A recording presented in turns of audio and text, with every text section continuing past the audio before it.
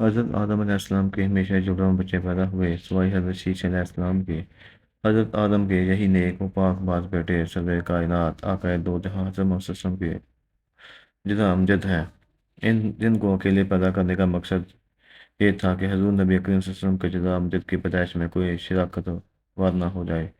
حضرت آدم علیہ السلام کی وصیت کے مطابق حضرت شیش علیہ السلام کے ذریعے صلی مصطفیٰ صلی اللہ علیہ وسلم پاک بیٹیاں میں منتقل ہوئے، ہوتے ہوتے حضرت عبداللہ تک پہنچے۔ امام بہقی حضرت عبداللہ بن عباس سے روایت کرتے ہیں کہ نبی کریم صلی اللہ علیہ وسلم نے فرمایا، میں زمانہ جاہلیت کی کسی برائی سے متولد نہیں ہوا حتیٰ کہ میں ہمیشہ اسلامی نکاح سے ہی پیدا ہوں۔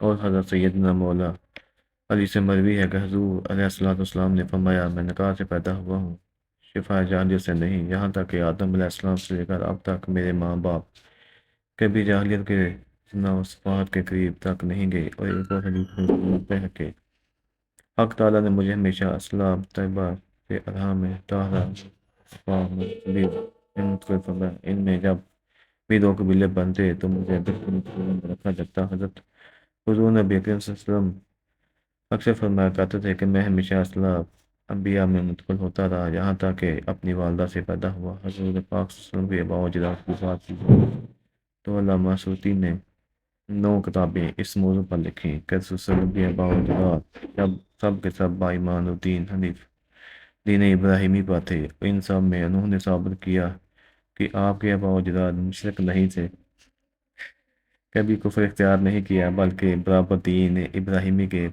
پیرو تھے۔ حضور پاک صلی اللہ علیہ وسلم کی حدیث مبارکہ ہے کہ اللہ پاک نے حضرت اسماعیل کے اولاد میں سے کنانا کو برگزیدہ بنایا اور کنانا سے قریش کو، قریش بنی ہاشم اور بنی ہاشم میں مجھ کو برگزیدہ فرمایا۔ روایت ہے کہ نبی اکرم صلی اللہ علیہ وسلم کے والد حضرت عبداللہ بن بے حد حسین جمیل تھے، ان کے حسن کا چرچا پورے عرب میں مشہور تھا، چرچا ہوتا بھی کیوں نہ، آخر طہا کے چہرے والے مصطفیٰ کے باپ جو تھے اہل کتاب بعد نشانیوں اور علامات سے جان چکے تھے کہ نبی آخر زمان حضرت محمد صلی اللہ علیہ وسلم کا وجود گرامی حضرت عبداللہ کے سلم میں ودیت ہے، اس لیے وہ حضرت عبداللہ کی جان کے دشمن ہو گئے۔ اصل میں وہ چاہتے تھے کہ جیسے انہیں کے خاندانوں میں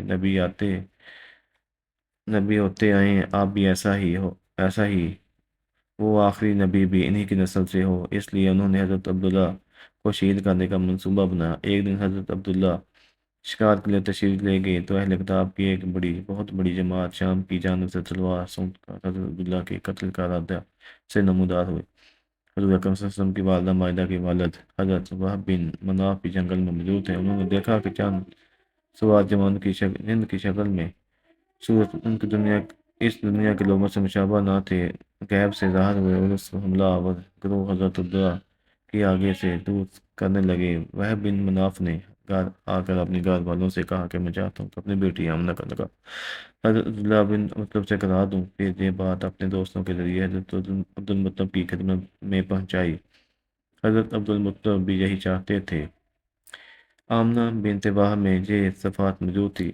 عبدالمطلب نے اس رشتہ کو پسند کیا اور حضرت عبداللہ کا ان کے ساتھ رشتہ طے پا گیا۔ اس رشتے کے بعد اور نکاح سے پہلے حضرت عبداللہ کو بہت سے عجیب واقعات کا سامنا کرنا پڑا، جس میں بہت سی غیر عورتوں نے آپ سے ناجائز تعلقات، جبکہ کچھ تو نکاح کرنے کی بھی سر توڑ ناکام کوششیں کی۔ ایک دفعہ خانہ کعبہ کے پاس کھڑی ایک عورت کے پاس سے حضرت عبداللہ گزرے تو وہ ان کا حسن دیکھ کر آپا فدا ہو گئی۔ بنی اسد کی یہ عورت آپ کو ڈھونڈتے آپ کے گھر پہنچ گئی تو آپ سے کہنے لگی، میں آپ کو 100 اونٹ تحفے میں دوں گی، آپ مجھ سے نکاح کر۔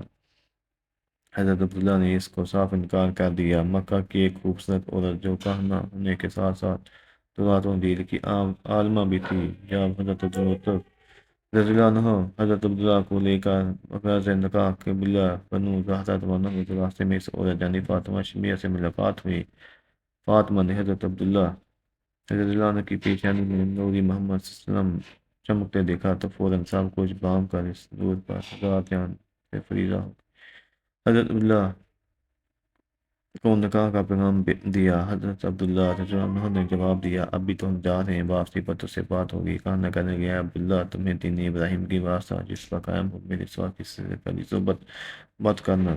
یہ کہ اس نے اپنے حسن کے جلووں اور جادو سے حضرت عبداللہ کو قابو کرنا چاہا، لیکن آپ اللہ کے حکم سے اس عورت کے جنگل سے پاک طاہر نکل گئی۔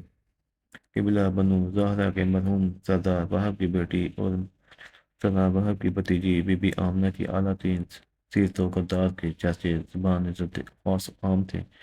آپ رضی اللہ عنہ بھی حضرت عبداللہ کی مانند حسین و سیرت و حسن و صورت کا مکمل بے مثل نمونہ تھے۔ حضرت عبداللہ اپنے والد کے ہمراہ قبیلہ بنو زہرا پہنچے، جہاں حضرت عبدالمطلب رضی اللہ عنہ اپنے لاڈلے بیٹے کے ساتھ حضرت بی بی آمنہ رضی اللہ عنہ کے نکاح کی خواہش کا اظہار کرتے وہب کو قریش مکہ کے اعلیٰ ترین گھرانے کے اتنے بہترین رشتے سے بھلا کیوں کا انکار ہو سکتا تھا۔ چنانچہ حضرت عبداللہ رضی اللہ عنہ کا نکاح حضرت بی بی آمنہ سے ہو جاتا ہے، اور جو دو پاکیزہ روحیں نکاح کے مقدس بندھن میں بندھ جاتی ہیں۔ حضرت عبداللہ رضی اللہ عنہ تھوڑا عرصہ وہاں قیام کرنے کے بعد اپنی افت ماں دلہن کو لے کر واپس مکہ آ جاتے ہیں۔ کچھ دنوں بعد دوبارہ وہی کہاں آپ سے ملتی ہے جس نے ان کو نکاح کے لیے کہا تھا۔ جب اس عورت نے حضرت عبداللہ کی پیشانی میں دودھ مبارک نہ پایا تو چیخنے چلانے لگی۔ وہ ان سے کہنے لگی، پہلی مرتبہ میرے پاس سے جانے کے بعد تم نے کسی عورت سے صحبت کی؟ آپ نے فرمایا، ہاں، میں نے بی بی آمنہ بنت وہب سے نکاح اور کیا ہے۔ وہ عورت کہنے لگی، اب مجھے تم سے کوئی سروکار نہیں، میں تو اس نور مبارک کی خواستگار تھی جو تمہاری پیشانی میں جلوہ افروز تھا، وہ دوسرے کے نصیب میں چلا گیا ہے۔ اللہ اکبر، ماشاء اللہ۔